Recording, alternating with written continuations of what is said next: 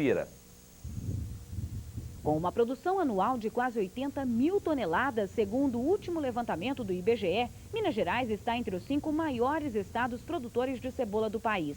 O Alto Paranaíba, ao lado do Triângulo Mineiro, são consideradas algumas das regiões de destaque no cultivo. Uma lavoura cara, dizem os especialistas.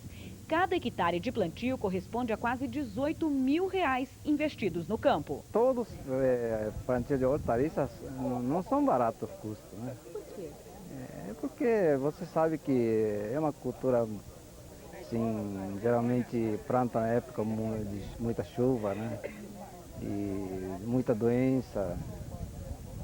Isso encarece muito. Quer dizer, requer mais cuidado. É, mais cuidado, sim.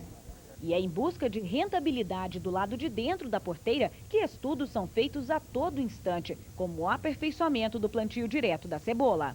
O plantio direto é um sistema diferente de manejo da lavoura. Aqui, o produtor não faz a aração nem a gradeação da área de cultivo. Ao contrário, sobre a terra, ele joga uma camada de palha como esta, para ajudar a proteger e aumentar a fertilidade do solo. As novidades foram passadas a 54 agricultores que fazem parte da Copadap, a Cooperativa Agropecuária do Alto Paranaíba, em um dia de campo realizado em parceria com a Embrapa Hortaliças em São Gotardo. O encontro foi realizado na fazenda da cooperativa. Na área já existem 2,5 hectares de cultivo de cebola no novo sistema de plantio. O engenheiro agrônomo explica que a ideia de iniciar o cultivo de forma experimental surgiu depois de um encontro com os pesquisadores da Embrapa em São Paulo. A gente foi a um evento, né, que estava se divulgando essa tecnologia lá, que já é usada há 5, 6 anos. E a gente achou interessante, por reduzir custo, né, do produtor, aumentar a margem de lucro dele e resolvemos testar aqui na nossa região também, para ver como é o comportamento das nossas cultivares, da nossa época de plantio, do nosso tipo de solo, desse sistema de cultivo. Ao final das palestras, os agricultores percorreram a área plantada, aproveitaram para registrar os resultados e tirar dúvidas sobre a técnica de manejo do solo. Tanto para técnicos quanto para os produtores rurais, o resultado do encontro foi satisfatório. O produtor está interessado em rentabilidade, produtividade, né? E esse sistema, esse plantio ficou bem produtivo e eu acho que é o que o produtor está buscando, né? Veja a seguir, pesquisa desenvolvida por técnicos mineiros vai ser apresentada na Europa. E na seção de cartas vamos falar sobre piscicultura.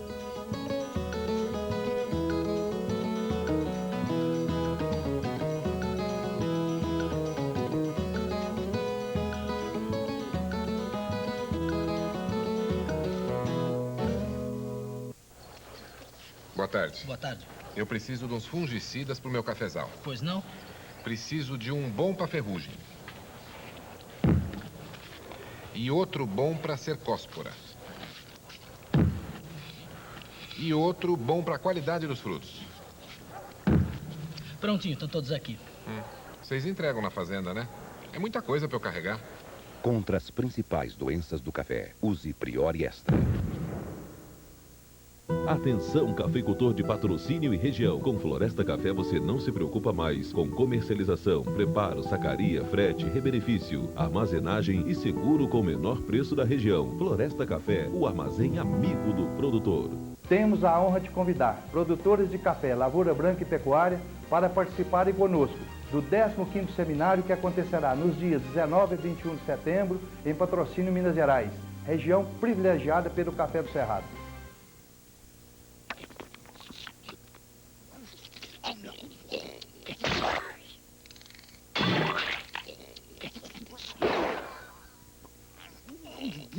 Curion. O melhor inseticida contra as lagartas da soja, porque é o único que mata no choque e mata com residual. Curion mata no choque, mata com residual. Neste domingão, tem os sucessos de Vanessa Camargo, a participação de Chico Dias, falando sobre as surpresas de Paraíso Tropical, as mais loucas videocassetadas, o divertido quadro Boquinha Livre e ainda a primeira eliminatória para as mulheres na dança do gelo. Vamos ver quem vai dançar. Neste domingo, 15 para as 3 da tarde, Domingão do Faustão.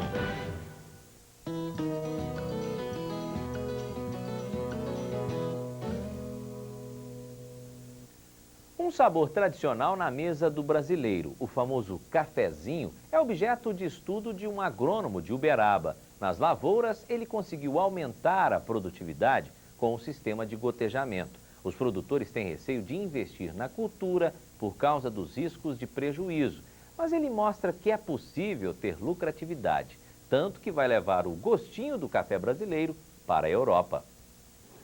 Não existe bebida mais brasileira que esta. Difícil é esse sabor faltar em alguma mesa.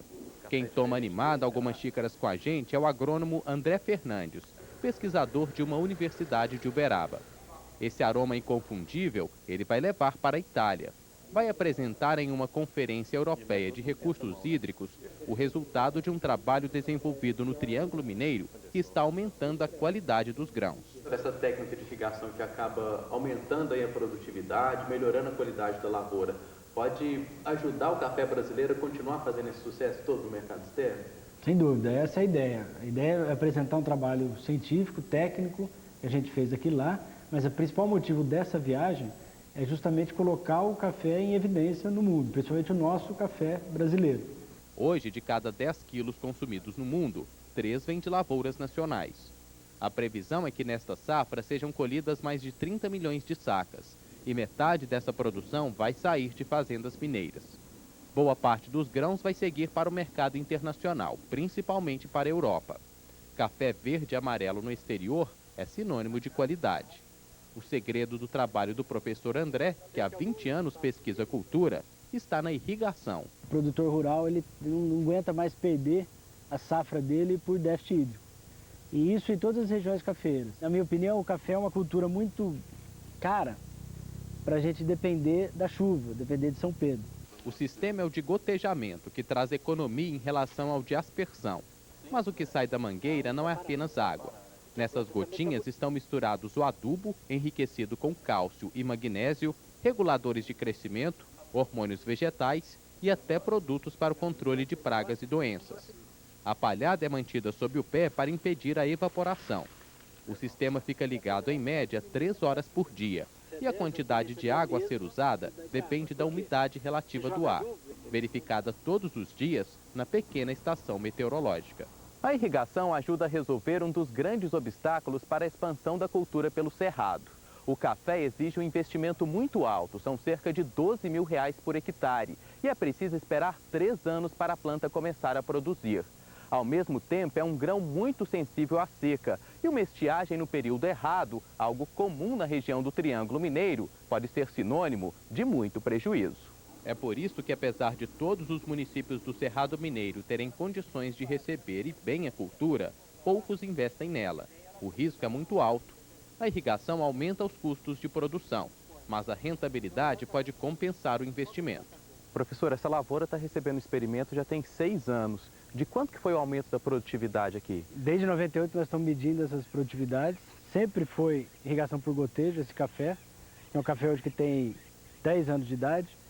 E a média nessas 6 safras colhidas foi 80% de aumento, só com o uso da irrigação e da fertirrigação, comparado com a lavoura sem irrigação, que a gente chama lavoura de sequeiro. Professor, esse índice de aumento de produtividade, a gente pode aplicar também a qualquer lavoura no país? Dependendo da região onde a gente cultivar café, nós vamos ter respostas diferentes.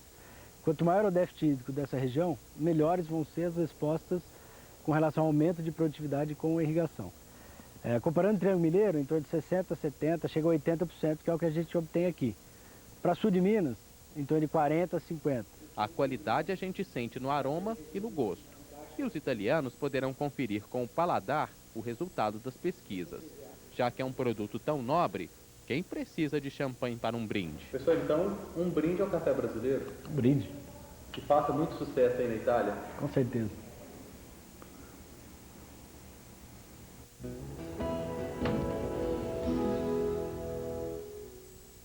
O MG Rural vem recebendo muitas cartas de telespectadores que querem saber qual a melhor forma de povoar açudes e represas. Para esclarecer essas e outras dúvidas, nós viemos até a represa do Carioca, no Rio São João, no município de Conceição do Pará, no centro-oeste do estado, onde vários produtores investem na piscicultura. A atividade é uma das opções para se diversificar a renda do homem do campo. O Isaú Gonçalves Neto é extensionista da Emater e orienta os produtores da região. Qual deve ser a primeira preocupação? A primeira preocupação que o produtor deve ter é com relação ao mercado.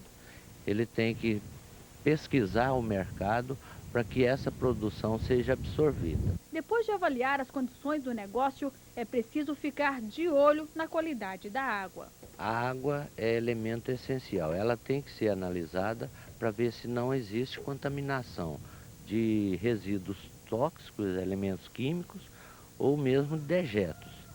Essa qualidade, ela interfere diretamente no produto final, que é a carne. Como legalizar a atividade?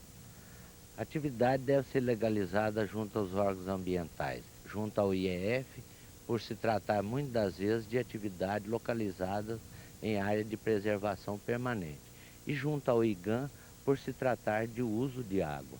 Feito o estudo da viabilidade do mercado, da análise da água e já com a atividade legalizada, é hora de escolher os tanques. Quais são os mais indicados?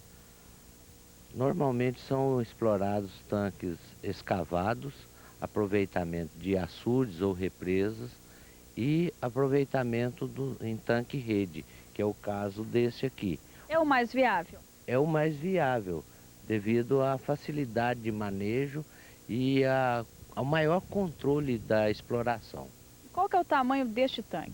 Esse tanque tem o tamanho padrão de 2 por 2 metros largura e uma profundidade de 1,20 m. Em Minas Gerais, várias espécies são utilizadas na piscicultura, entre elas o surubim, a matrixã, o tambacu e o tambaqui. Já a Maria Elisa, que é produtora há 3 anos e tem 30 tanques, escolheu a tilápia. Por quê? Bom, o retorno da tilápia é mais rápido, você consegue uma produção hoje em menos tempo. Então você coloca o peixe hoje com 3 meses, você já consegue aí 100 gramas de peixe. E com 8 meses você já consegue tirar o peixe numa produção final com tamanho de até 800 gramas. O manejo é fácil? Sim, o manejo é muito fácil. Você tem uma possibilidade hoje, qualquer profissional, sem nenhuma especialização, fazer esse manejo. Porque basta saber jogar a ração na hora certa, são 3 a 4 tratos por dia.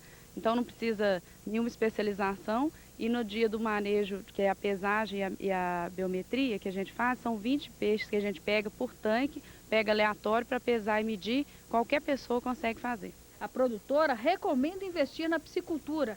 O lucro vem em poucos meses. A atividade é rentável e quanto maior a sua produção, maior a sua rentabilidade. Então, no meu caso, eu tenho uma produção pequena, com 1 ano você consegue tirar o seu investimento inicial.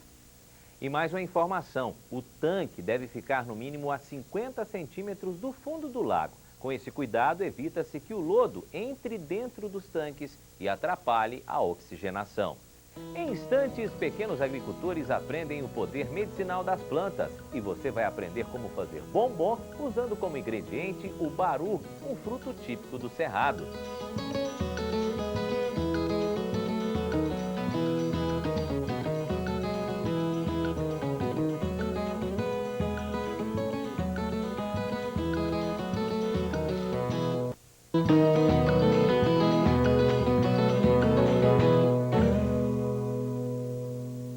O Senar, em parceria com os sindicatos rurais da região, está com inscrições abertas para novos cursos. As aulas começam a partir de amanhã. Confira a relação das vagas. Curso de operação e manutenção de tratores em Araguari, de operação de motosserra em Araxá. Em Campos Altos, os instrutores do Senar vão ensinar como fazer artesanato usando sementes, cascas e folhas. Tem curso de derivados do leite em Dores do Indaiá, de produção de conservas e compotas em Gurinhatã. Os trabalhadores de Monte Carmelo vão aprender como cultivar o café. Em Paineiras, tem curso de aproveitamento de alimentos. Em Prata, de avicultura básica e em Tiros, de artesanato de tecidos. No leste do estado, pequenos agricultores aprendem num curso como aproveitar as plantas encontradas nos quintais de casa. Um simples pé de algodão tem mais utilidade do que se imagina. Pequenas descobertas que podem fazer toda a diferença para quem nem sempre tem acesso às farmácias. Mesa cheia, mas podem chamar de coleção de amostra grátis. macaé, que serve para regular o intestino, espinheira santa para gastrite e úlcera, unha de vaca contra o diabetes. Numa versão da famosa lei de Lavoisier, o instrutor diz que na natureza nada se perde, tudo pode virar remédio. É muito importante que a gente tenha um conhecimento das ervas na questão da identificação e do nome, para não se fazer confusão, né? Os alunos dessa aula são moradores e trabalhadores da zona rural. Eles observam, escutam, anotam e praticam. Agora a atividade sai da varanda e vai para o quintal. Hora de aprender a semear. Simples e só um segredo. Uma camada fininha de terra, porque a semente de camomila é tão pequena que mal dá para vê-la caindo da mão do instrutor. Num quintal como este, o que mais chama a atenção são as bananeiras. Mas para quem entende do assunto, basta um olhar mais atento para perceber que quase todas as plantas aqui têm pelo menos uma propriedade medicinal, inclusive as bananeiras. Jonilton explica que essa parte do cacho da banana, chamada de coração, amassada e misturada ao mel, dá um xarope contra a tosse que é bater e valer. Outros matinhos insuspeitos, como o caruru de porco, que é rico em cálcio e combate a osteoporose. Contra a febre, melão de São Caetano. E para problemas cardíacos, cordão de frade. No outro canto do quintal, a estrela é o pé de algodão, que não serve apenas para fazer tecidos ou limpar ferimentos. Uma planta que ela tem também um valor medicinal. O algodão, a flor, quando nova, né? Ela está em aberto, com a flor amarela, combater a infecção do ouvido. As pessoas não sabem o potencial que tem a planta. Basta vocês irem a um mercado onde se vende plantas medicinais e ver lá os valores daquelas plantas. Nós acreditamos mesmo que é possível curar, não somente através dos chás, dos remédios em si, mas através da alimentação também.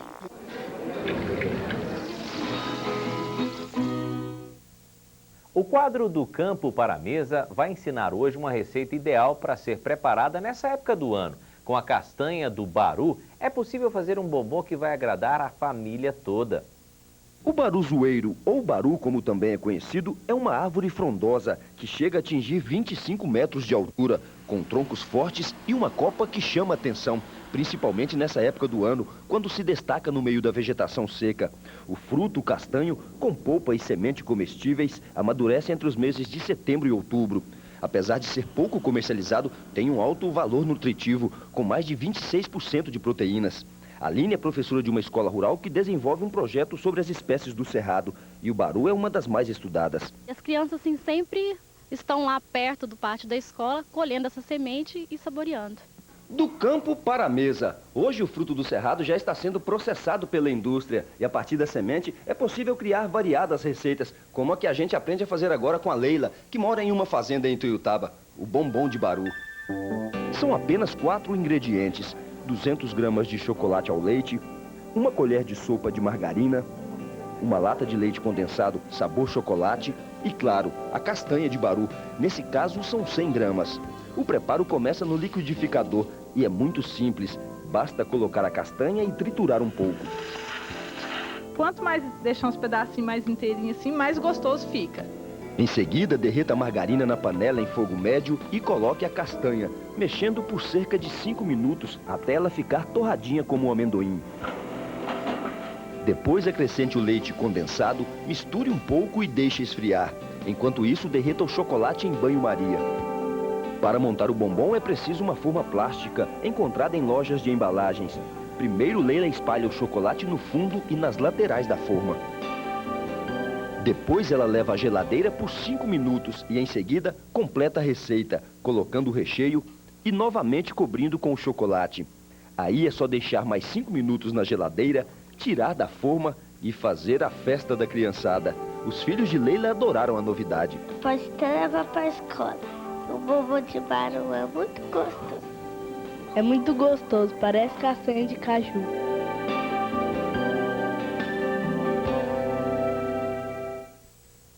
Tá dada então mais essa dica deliciosa. Bom, o MG Rural de hoje termina por aqui. No domingo que vem nós estaremos de volta. Uma ótima semana para você e até lá!